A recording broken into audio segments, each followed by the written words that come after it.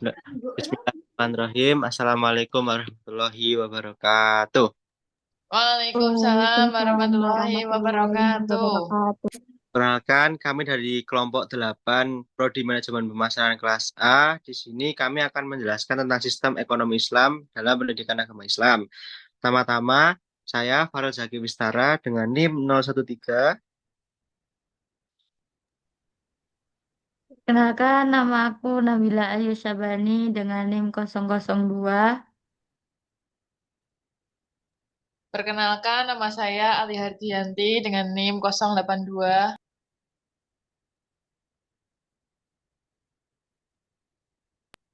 Perkenalkan nama saya Rati Suryaningsih dengan NIM 099. Perkenalkan, saya Hana Puspita Dewi dengan NIM 024. Lanjut.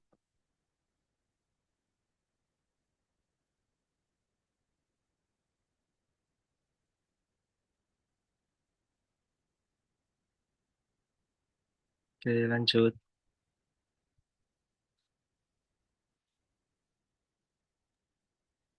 Oke, pengertian ekonomi dalam Islam yang akan dibacakan oleh rekan saya, yaitu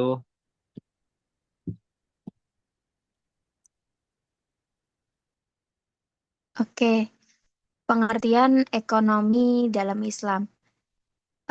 Dari segi etimologi, kata ekonomi berasal dari bahasa Yunani, yaitu oikonomia, yang terdiri dari dua kata, yaitu oikos yang berarti rumah dan nomos yang berarti aturan.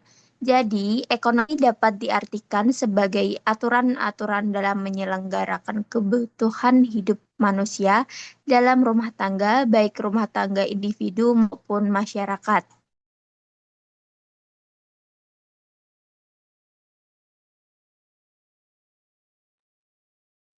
Kemudian ada pengertian ekonomi dalam Islam.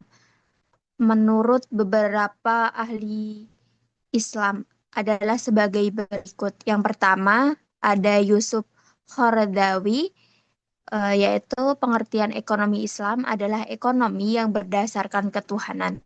Sistem ini bertitik tolak dari Allah, bertujuan akhir kepada Allah, dan menggunakan sarana yang tidak lepas dari syariat Allah. Yang kedua ada Syauhi Al-Faujani. Pengertian ekonomi Islam adalah segala aktivitas perekonomian beserta aturan-aturannya yang berdasarkan pada pokok-pokok ajaran Islam tentang ekonomi. Yang ketiga ada Monzerkaf. Pengertian ekonomi Islam adalah kajian tentang proses dan penangguhan kegiatan manusia yang berkaitan dengan produksi, distribusi, dan konsumsi dalam masyarakat Muslim. Kemudian ada politik ekonomi Islam. Menurut Taqiyuddin Al-Nabhani, politik ekonomi Islam adalah tujuan yang ingin dicapai oleh hukum-hukum Islam dalam mengatur mekanisme pemenuhan kebutuhan manusia. Prinsip utama politik ekonomi Islam yang pertama adalah menjamin pemenuhan kebutuhan primer, yaitu sandang, pangan, dan juga papan setiap individu dalam masyarakat. Yang kedua ada mendorong pemenuhan kebutuhan sekunder dan tersier sesuai dengan kemampuan individu. Yang ketiga, berlandaskan hukum-hukum Islam dalam semua aspek ekonomi.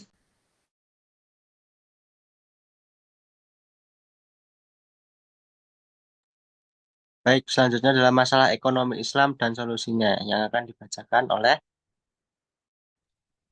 Oke, selanjutnya adalah masalah ekonomi Islam dan solusinya. Di sini kita ngambil studi kasus tentang perbedaan laki-laki dan perempuan dalam penempatan pekerjaan.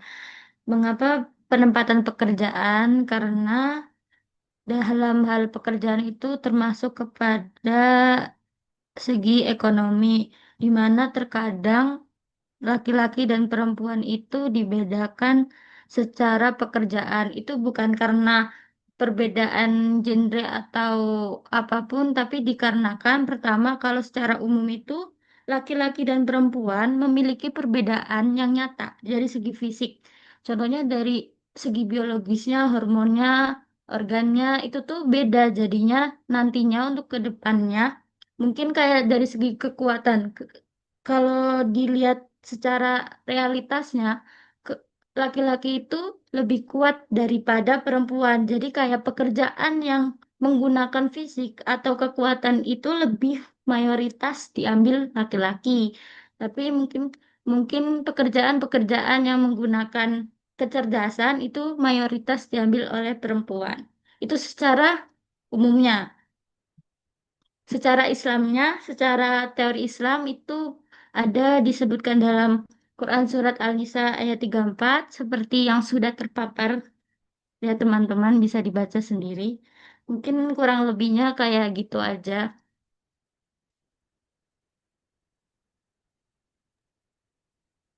Baik, selanjutnya adalah kaidah umum ekonomi Islam yang akan dibacakan oleh teman saya. Oke, baik. Kaidah umum ekonomi Islam, yaitu menurut Taqiyuddin An-Nabhani, ada 3 kaidah umum menyangkut ekonomi Islam, yaitu kepemilikan atau properti, pengelolaan kepemilikan, dan distribusi kekayaan di tengah-tengah masyarakat. Satu, kepemilikan atau properti dari segi kepemilikan bahwa Allah lah yang merupakan pemilik segala kekayaan.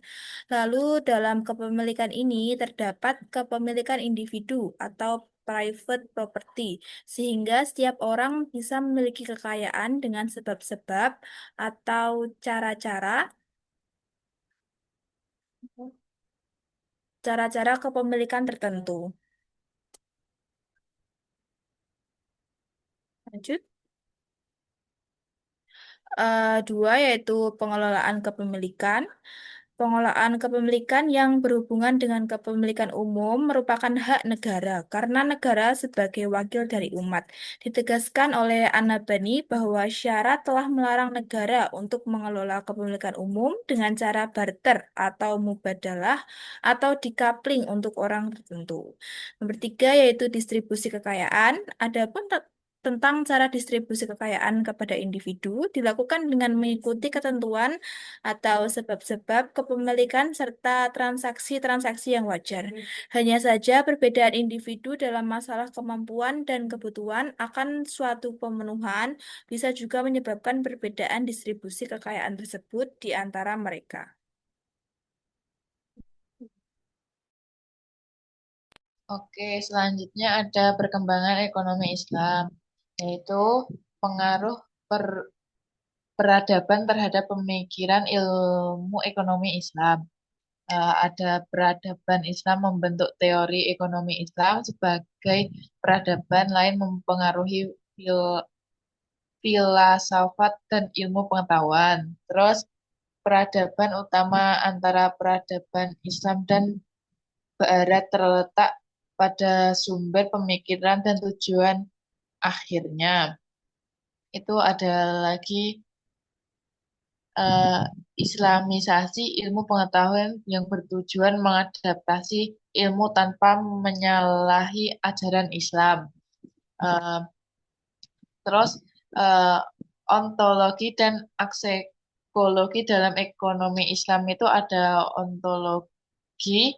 Ontologi itu ekonomi Islam berawal dari Islamic worldview dan berorientasi pada maksud syariah serta flow sebagai tujuan utama. Aksiologi itu nilai utama ekonomi Islam adalah Rabbaniyah atau ketuhanan, akhlak, kemanusiaan, dan pertengahan. Ekonomi Islam bukan sekedar sistem ekonomi, tetapi bagaimana dari ajaran Islam yang berlandasan nilai spiritual dan moral. Nah, terus ada epistemologi dalam ilmu ekonomi Islam itu ada sumber utama ekonomi Islam berbeda dengan berbeda dengan epistemologi Barat yang berbasis materialisme dan rasionalisme. Metodologi ekonomi Islam melibatkan dedukasi dari sumber Islam dan analisis retrospektif terhadap kondisi ekonomi umat. Terus ada tujuan utama ekonomi Islam adalah mencapai kesejahteraan atau falah dan menciptakan sistem ekonomi yang adil dan beretika. Terima kasih.